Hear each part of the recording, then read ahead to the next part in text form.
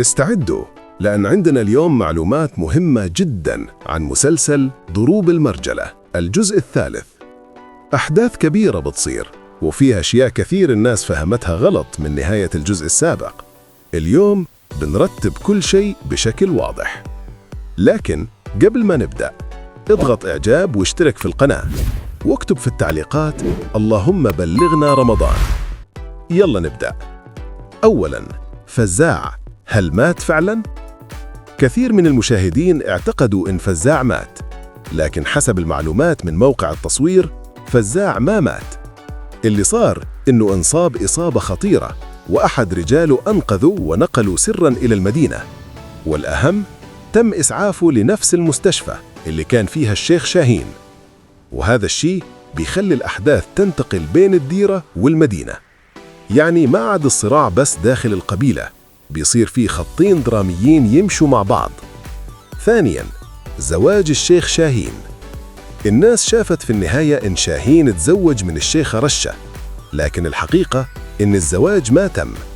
صار حدث قوي جداً في نفس الليلة، وهو وفاة الشيخ صقر.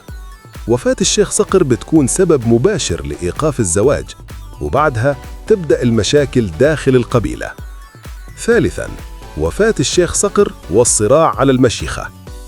بعد وفاة الشيخ صقر، الوضع داخل القبيلة بيتغير تماماً. بيبدأ صراع على المشيخة، وكل طرف بيحاول يثبت نفسه. وفي هذا الوقت فزاع يرجع، لكن هذه المرة ما يرجع لحاله، يرجع ومعه حلفاء، شخصيات بينهم عداوة قديمة مع قبيلة الفوازع، ويبدأ فعلياً بالسيطرة على القبيلة، والكثير من أهلها يضطروا يهربوا، وبعضهم يتجه لقبيلة الشيخ نبهان. رابعاً، خضرة لن تشارك. تم التأكيد أن شخصية خضرة ما راح تكون موجودة في الجزء الثالث. طريقة خروجها ليست غير مؤكدة، لكن في احتمالين: إما تموت الشخصية ضمن الأحداث، أو مهاوش يطلقها ويتزوج عليها وتغادر القبيلة. وفي المقابل في احتمال دخول شخصية جديدة، ومن الأسماء المتداولة الفنانة سماح أنعم. خامساً، الشخصيات الجديدة.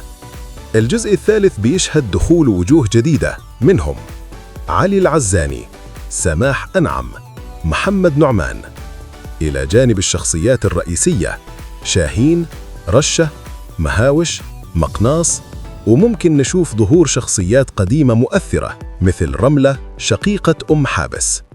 سادساً، خط المدينة. فزاع راح يستمر في المدينة، وهذا يعني إن الأحداث ما راح تكون كلها في الديرة. في جزء مهم من القصة بيصير خارج القبيلة. الخلاصة، الجزء الثالث مختلف عن اللي قبله. فيه عودة فزاع وانتقامه، وفاة الشيخ صقر، إلغاء زواج شاهين، صراع على المشيخة، وانقسام داخل القبيلة. يعني نحن قدام موسم مليان أحداث قوية. السؤال الآن، هل فزاع بينجح في فرض سيطرته، ولا شاهين بيرجع يقلب الموازين؟ اكتب توقعك في التعليقات، واشترك في القناة عشان نوصلكم كل جديد عن ضروب المرجلة الجزء الثالث أول بأول.